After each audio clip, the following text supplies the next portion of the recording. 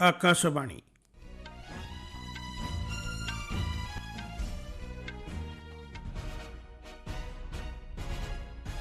संवाद पढ़ुछंती शुभेन्दु कुमार पंडा। मुख्य संवाद। सरकार गत 10 वर्ष मध्य देश में स्वास्थ्य क्षेत्र में अभूतपूर्व परिवर्तन आनिछंती कहले स्वराष्ट्र मंत्री।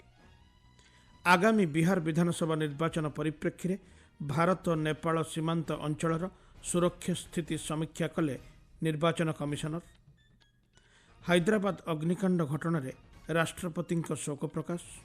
प्राण हराइथिबा व्यक्ति आत्मीय स्वजनों 2 लाख टंका लेखाएं सहायता राशि घोषणा कले प्रधानमंत्री। एवं आईपीएल क्रिकेट रे आउ किछि समय परे दिल्ली कैपिटल्स और गुजरात टाइटन्स मध्य हेब मुकाबिला।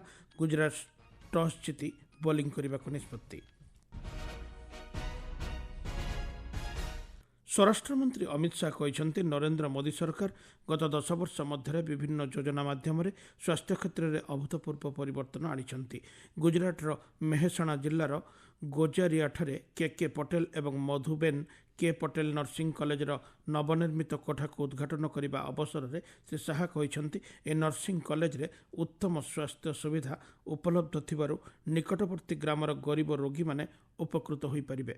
से कहते देशर 60 कोटी नागरिक आयुष्मान भारत योजना रे सामिल होई लाभान्वित होई पारुछंती। गत 10 वर्ष मध्य एम संख्या 7 रु 23 को वृद्धि पाइछि बोली श्री शाह कहते। 2 दिनिया गुजरात गस्तर थिबा श्री शाह अहमदाबाद एवं मेहसाणा विभिन्न कार्यक्रम में जोगदेवार कार्यसूची रही। प्राथमिक कृषि ऋण समवाय समिति गुड़िक स्वराष्ट्र समवाय मंत्री अमित शाह एक नुआ नीति प्रस्तुत नहीं आज घोषणा करिसेंती। अहमदाबाद साइंस सिटी ठारे गुजरात राज्य समवाय संघ द्वारा आयोजित समवाय सम्मेलन में उद्बोधन दे श्री शाह यह कहते पैक्सर पुनरुद्धार द्वारा देशर समवाय भित्तिभूमि को सुदृढ़ करने नहीं सरकार प्रतिबद्धता उपर श्री शाह गुरुत्वारोप करिसेंती। आसंता 2029 सुधा देशर प्रत्येक पंचायत में पैक्स प्रतिष्ठा करने नहीं सरकार महत्वाकांक्षी योजना उपर श्री शाह ए अवसर में आलोकपात करिसेंती। एभली पदक्षेप द्वारा समवाय जमा पुंजी में 11,000 कोटी टंका वृद्धि पाइछि बोली से कहते। ए कार्यक्रम में राज्यर 800 समवाय समितिर प्रतिनिधित्व करुवा 4,000 रु अधिक प्रतिनिधि अंशग्रहण करिसेंती। बिहार गस्तर थिबा निर्वाचन कमिशनर डॉक्टर विवेक जोशी बिहार भारत नेपाल सीमांत अंचल में अनुष्ठित होबाकु थिबा विधानसभा निर्वाचन मंडली गुड़िकर सुरक्षा व्यवस्था संपर्क में समीक्षा करिसेंती। डॉक्टर जोशी पश्चिम चंपारण जिलार वाल्मीकि नगर ठारे एसएसपी कर्तृपक्ष तथा प्रशासनिक अधिकारी मानक सह संपर्क में आलोचना करिसेंती। बैठक में निर्वाचन कमिशनर अधिकारी मानक ठारू विभिन्न प्रस्ताव विषय में आलोचना करने सह सेमानंकु ए संक्रांत में परामर्श देइथिले। नेपाल भारत सीमांतर वाल्मीकि नगर अंचल में थिबा जंगल एवं नदी उपत्यका प्रतिष्ठा कराजिबाकु थिबा भोट ग्रहण केन्द्र गुड़िक अनुध्यान करी विवरणी संग्रह करथिले। ए उच्चस्तरीय बैठक में डॉक्टर जोशी सह राज्य निर्वाचन अधिकारी समेत प्रशासनिक अधिकारी माने उपस्थित थिले। एथिरे इलेक्टोराल रोल गुड़िक निरीक्षण करी युव भोटर मानकु निर्वाचन में अंशग्रहण करने पई गुरुत्व प्रदान करथिले। आसंताकाली तांकर चतुर्थ तथा चूड़ांत गस्त समय डॉक्टर जोशी वैशाली जिला गस्त करी विधानसभा निर्वाचन व्यवस्था एवं निरापत्ता संपर्क में समीक्षा करिबार कार्यसूची रही।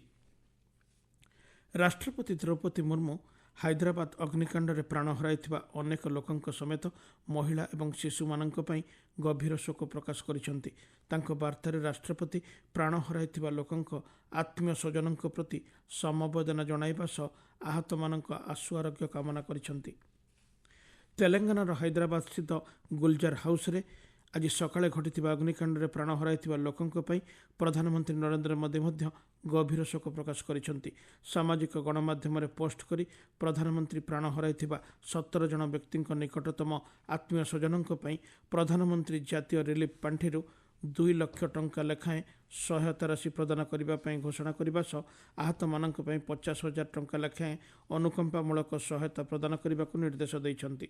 तेलंगाना राज्य सरकार मध्य मृतकों परिवार को 5 लाख टंका लेखाएं अनुकंपामूलक सहायता राशि घोषणा करिसेंती। उपमुख्यमंत्री भट्टी विक्रमार्का ओस्मानिया जनरल हॉस्पिटल जाई मृतक मानक शेष दर्शन करिसेंती।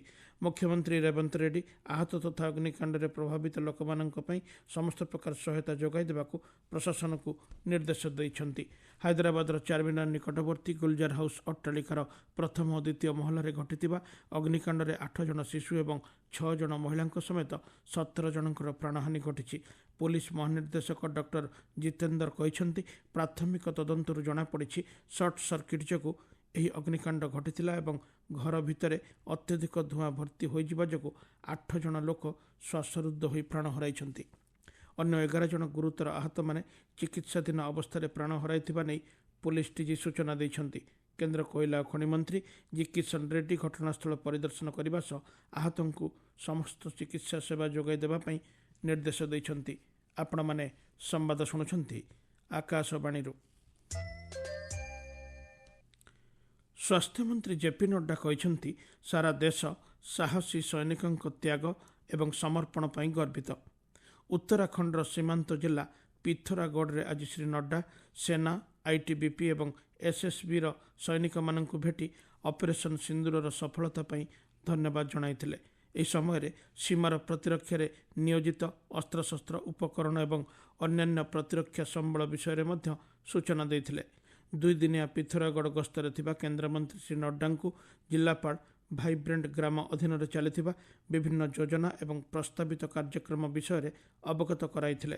ଏହାସହ ପର୍ଯ୍ୟଟନ ଯୋଜନା, ଆଦି କୈଳାସ ଏବଂ ଓମ୍ ପର୍ବତ ଯାତ୍ରା ବ୍ୟବସ୍ଥା ବିଷୟରେ ଶ୍ରୀ ନଡ୍ଡାଙ୍କୁ ସୂଚନା ପ୍ରଦାନ କରାଯିବା ସହ ସ୍ୱଦେଶ ଦର୍ଶନ ଦ୍ୱିତୀୟ ପର୍ଯ୍ୟାୟ ଯୋଜନା ଅଧୀନରେ ଚାଲିଥିବା ବିଭିନ୍ନ କାର୍ଯ୍ୟକ୍ରମ ସମ୍ପର୍କରେ ଅବଗତ କରାଯାଇଥିଲା। ମହାରାଷ୍ଟ୍ରରେ କୃଷିମନ୍ତ୍ରୀ ଶିବରାଜ ସିଂ ଚୌହାନ ଏକ ରାଷ୍ଟ୍ର, ଏକ କୃଷି ଏବଂ ଏକ ଦଳ ଲକ୍ଷ୍ୟ ହାସଲ ପାଇଁ ICAR ଏବଂ କୃଷି କ୍ଷେତ୍ରରେ ଥିବା ଅନ୍ୟାନ୍ୟ ଅଂଶୀଦାରଙ୍କ ମଧ୍ୟରେ ସମନ୍ୱୟ ରଖିବାକୁ ଆହ୍ୱାନ କରିଛନ୍ତି। ନାଗପୁରର ସୁରେଶ ଭଟ୍ଟ ଅଡିଟୋରିୟମରେ ଅନୁଷ୍ଠିତ ବିକଶିତ କୃଷି ସଂକଳ୍ପ ଅଭିଯାନରେ ଯୋଗଦେଇ ଶ୍ରୀ ଚୌହାନ ସେହି ଅଞ୍ଚଳର ଚାଷୀମାନଙ୍କ ସହ ଆଲୋଚନା କରିଛନ୍ତି। ଏହି ଅବସରରେ ମହାରାଷ୍ଟ୍ର ମୁଖ୍ୟମନ୍ତ୍ରୀ ଦେବେନ୍ଦ୍ର ଫଡନାବିସ୍, ରାଜ୍ୟ କୃଷିମନ୍ତ୍ରୀ ମାଣିକ କୋକାଟେ ଯୋଗ ଦେଇଥିଲେ। ସରକାର ପ୍ରୟୋଗଶାଳା ଏବଂ ଚାଷ ଜମି ମଧ୍ୟରେ ଥିବା ପାର୍ଥକ୍ୟକୁ ଦୂର କରିବା ପାଇଁ ପ୍ରତିବଦ୍ଧ ବୋଲି ଶ୍ରୀ ଚୌହାନ କହିଛନ୍ତି।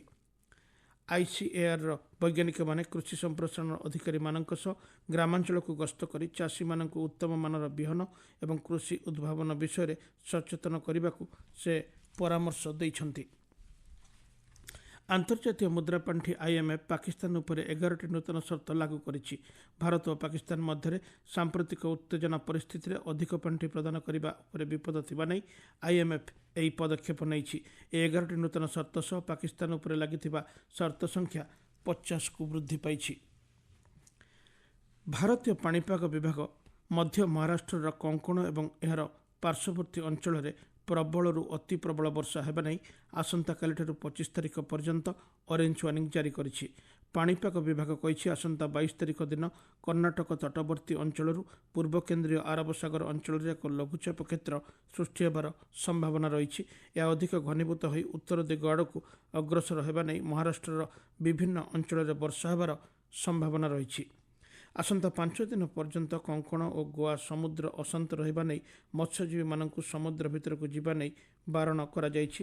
ଏହି ସମୟ ମଧ୍ୟରେ ପବନ ଘଣ୍ଟା ପ୍ରତି 35ରୁ 55 କିଲୋମିଟର ପର୍ଯ୍ୟନ୍ତ ବହିବାର ସମ୍ଭାବନା ରହିଛି। IPL କ୍ରିକେଟରେ ଜୟପୁର ସୱାଇ ମାନ ସିଂ ଷ୍ଟାଡିୟମରେ ଖେଳାଯାଇଥିବା ମ୍ୟାଚ୍ରେ ପଞ୍ଜାବ କିଙ୍ଗସ୍ ରାଜସ୍ଥାନ ରୟାଲ୍ସକୁ 10 ରନ୍ରେ ପରାସ୍ତ କରିଛି। ପ୍ରଥମେ ବ୍ୟାଟିଂ କରି ପଞ୍ଜାବ କିଙ୍ଗସ୍ ରାଜସ୍ଥାନ ରୟାଲ୍ସ ସମ୍ମୁଖରେ 220 ରନ୍ର ବିଜୟ ଲକ୍ଷ୍ୟ ଧାର୍ଯ୍ୟ କରିଥିଲା। ପଞ୍ଜାବ ନିର୍ଦ୍ଧାରିତ 20 ଓଭରରେ 5 ୱିକେଟ୍ ହରାଇ ନେହାଲ ୱାଧେରେଙ୍କ 70 ରନ୍ ଏବଂ ଶଶାଙ୍କ ସିଂଙ୍କ ଅପରାଜିତ 59 ରନ୍ ବଳରେ 219 ରନ୍ ସଂଗ୍ରହ କରିଥିଲା। 220 ରନ୍ର ବିଜୟ ଲକ୍ଷ୍ୟକୁ ପିଛା କରି ରାଜସ୍ଥାନ ରୟାଲ୍ସ ନିର୍ଦ୍ଧାରିତ 20 ଓଭରରେ 7 ୱିକେଟ୍ ହରାଇ 209 ରନ୍ କରିବାକୁ ସକ୍ଷମ ହୋଇଥିଲା। ଦିଲ୍ଲୀର ଅରୁଣ ଜେଟଲୀ ଷ୍ଟାଡିୟମରେ କିଛି ସମୟ ପରେ ଗୁଜରାଟ ଟାଇଟନ୍ସ ଏବଂ ଦିଲ୍ଲୀ କ୍ୟାପିଟାଲ୍ସ ମଧ୍ୟରେ ଆଜିର ଦ୍ୱିତୀୟ ମ୍ୟାଚ୍ ଖେଳାଯିବ। ଗୁଜରାଟ ଟାଇଟନ୍ସ ଟସ୍ ଜିତି ବୋଲିଂ କରିବାକୁ ନିଷ୍ପତ୍ତି ନେଇଛି। ମୁଖ୍ୟ ସମ୍ବାଦଗୁଡ଼ିକ ପୁଣି ଥରେ।